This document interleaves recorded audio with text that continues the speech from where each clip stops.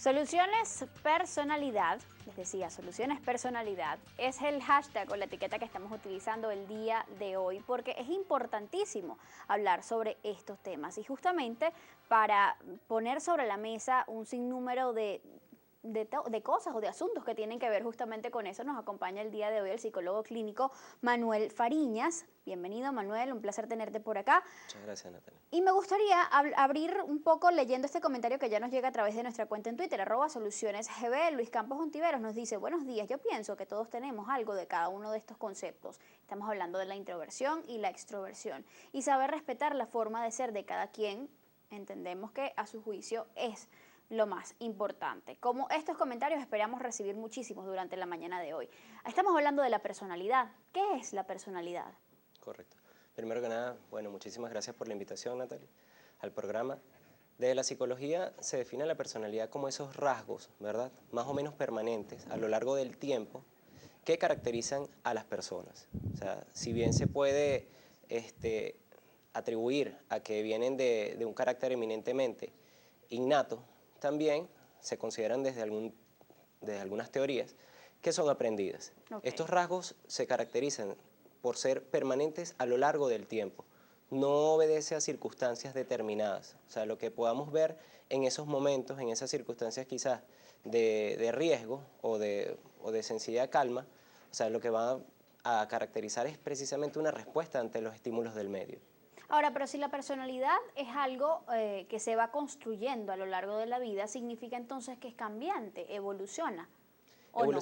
Sí, va evolucionando, va complejizándose cada vez como bien se estructura los primeros 5 años de vida.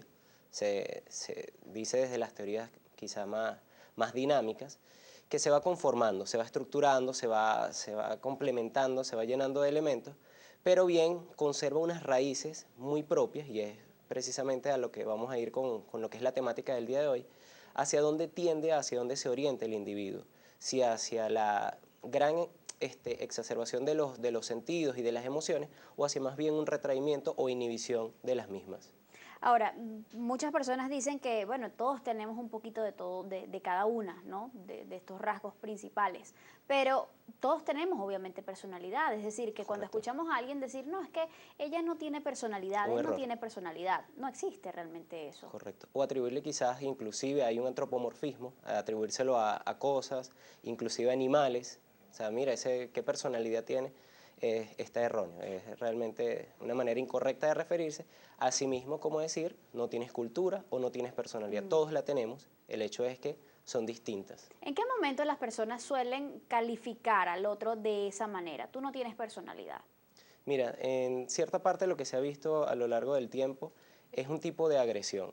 Es la manera de defenderse en ocasiones, o también de atacar, quizás para descalificar. Sin lugar a dudas tiene un elemento, tiene una esencia de descalificación para sobreponerse ante el otro. Se hacen estos juicios quizás también cuando vemos que la otra persona carece de criterio propio. Sí, en cierta forma se carece también la posibilidad de poder ver al otro, esa intolerancia a reconocer la diferencia en el otro, y se tiende directamente a hacer este tipo de ofensa. Manuel, cuando hablamos de personalidad, ¿cuáles son los rasgos de la personalidad que son más fáciles de distinguir entre las personas? Es decir, cuando tenemos que describir a alguien, ¿cuáles son esos primeros aspectos o características que resaltamos? Ok, normalmente dentro de la psicología existen varias vertientes. Obviamente, dependiendo al enfoque teórico donde uno se coloque, se va a categorizar cuáles son esos rasgos que pertenecen. Hay unas teorías que hablan de 5 rasgos, hay otras que hablan de 2, como bien tocamos hoy, introversión, extroversión, y son como las partes más extremas de definir un gran abanico de rasgos y características. ¿Como los dos grandes grupos? Los dos grandes grupos. Okay. Sin embargo, lo que nos vamos a dar cuenta es que el sujeto va creando un conjunto de repertorios comportamentales en función del reforzamiento del medio. Esto lo plantea la teoría ya más cognitivo-conductual. Se refiere más a la influencia que tiene el medio sobre las características de personalidad que introyecta el sujeto, y otras tendencias, otras corrientes teóricas como son las dinámicas, ¿verdad? Llámese psicoanálisis, y otras que tratan de darle la preponderancia a los elementos internos intrapsíquicos, van a determinar de que en el sujeto se manifiestan un conjunto de fuerzas y energías que explican el comportamiento del sujeto. Dependiendo de dónde nos coloquemos, vamos a definir y vamos a contemplar un conjunto de rasgos dentro de la personalidad, pero van a haber tantos rasgos de personalidad como situaciones posibles. Sin embargo, tenemos que categorizarlas y colocarlas, como quien dice, por facilidad, en cajitas. Ahora, hay otro concepto, aparte de introversión y extroversión, que estamos manejando también hoy, tiene que ver con el egocentrismo. Correcto. ¿Esto también entra entre uno de los rasgos más frecuentes de la personalidad o no? ¿O qué es Obedece sí? quizás a situaciones. El egocentrismo pudiese definirse como ese rasgo, ¿verdad?, donde la persona va a tender a un enamoramiento, digámoslo así de una manera muy romántica, un enamoramiento de su personalidad, más no de sí mismo, que es la diferencia con el egoísmo. O sea, tendemos a categorizar, eres muy egoísta, el egoísta sí se va a centrar, ¿verdad?, en sí mismo, va a concentrarse en su placer, en su disfrute. Todavía el egocentrismo, el egocentrista, la persona con egocentrismo, va a concentrarse más bien en su personalidad y en ser centro de atención. El egoísta quizá pudiese olvidarse o sea, se olvida más fácilmente de los otros. El egocentrista inclusive puede tener ese sentido utilitarista, con tal de que me contemplen a mí, con tal de que esto que yo estoy manifestando te interese a ti, va a hacer todo lo posible, inconsciente o conscientemente. ¿Es algo ya más patológico cuando Sí. hablamos de egocentrismo? Patológico quizá lo sataniza un poco. Pudiese ser una característica que la persona adquiere o va desarrollando en función al contacto, al feedback que tiene del medio, para realmente obtener una ganancia secundaria. ¿En qué se caracteriza de repente los egocentristas? En ese llamado a atención o en ese fortalecimiento de sus cualidades, pero lo que subyace a esto quizás son rasgos muy fuertes de inseguridad o eventos anteriores aversivos que lo llevan a estar buscando constantemente este reforzamiento. De las causas del egocentrismo, de cómo afecta esto a la persona que lo refleja y obviamente cuán fácil puede ser interactuar con ellos, vamos a hablar un poco más adelante, Correcto. pero por ahora vamos a centrarnos en estos dos grandes grupos de los que ya hemos estado conversando. Las personas que son extrovertidas, ¿a qué se refiere este concepto? Exactamente, ¿qué es esto? Como bien veíamos en la entrada, a lo que fue la introducción, esa división se ha caracterizado por definirlo como formas, como estilos, como maneras de comportarse, como decisiones de vida. Se les ha dado múltiples acepciones a estos términos. Sin embargo, y es lo que ha permitido también que las personas inmediatamente tiendan a la categorización. Venimos de una sociedad, yo creo que también es un rasgo sociocultural, el manejarnos con las dualidades. Identifiquemos en nuestro país los equipos de béisbol, de repente o eres de un equipo o eres del otro. También en los equipos de fútbol tenemos unos dos gran marcados. Inclusive a nivel de rasgos políticos también tendemos a dualizarnos mucho.